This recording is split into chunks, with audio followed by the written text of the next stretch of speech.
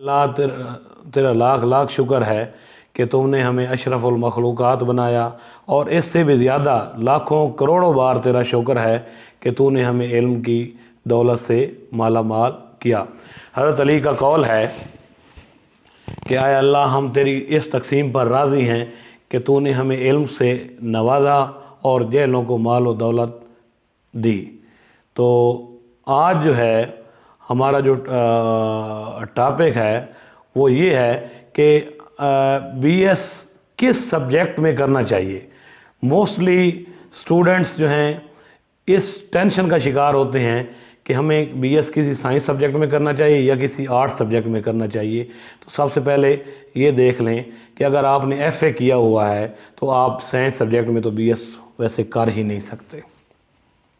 ये ऑप्शन और या ये सवाल उन लोगों का होता है जिनकी इंटरमीडिएट जो होती है वो साइंस सब्जेक्ट के साथ होती है, यानी कि जिन्होंने एफएससी मेडिकल, नॉन मेडिकल या आईसीएस में इंटरमीडिएट किया होता है। तो वो उनमें कुछ ऐसे स्टूडेंट भी होते हैं, वो कहते हैं कि क्या हम इंग्लिश में बीएस कर लें, उर्दू में कर लें, किसी आर्ट सब्जेक्ट में कर लें। तो बिल्कुल वो कर सकते हैं, लेकिन इसके लिए सबसे पहले शर्त ये है कि अगर आपने बीएस साइंस में करना है या बीएस 4 साल प्रोग्राम किसी आर्ट सब्जेक्ट में करना है, तो मेरा मशवरा आपको ये होगा कि आप उस सब्जेक्ट में बीएस करें जिसमें आप बहुत ज़्यादा दिलचस्पी लेते हैं।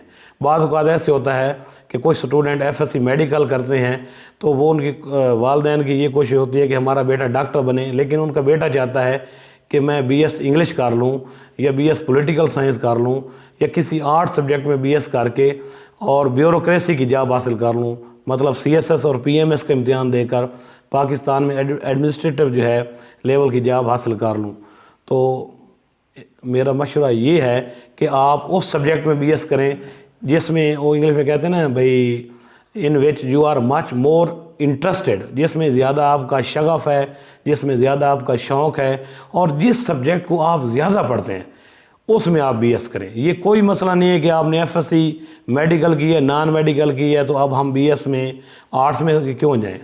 आप बीएस आर्ट्स में भी जा सकते हैं, साइंस में भी जा सकते हैं, लेकिन बुनियादी शर्त यह है कि आपका शौक़ उस सब्जेक्ट में होना चाहिए। इस उम्मीद के साथ कि इस बात की आपको समझ आ गई होगी, और मिलते हैं फिर अगली वीडियो के बाद। खुदा हाफिज़।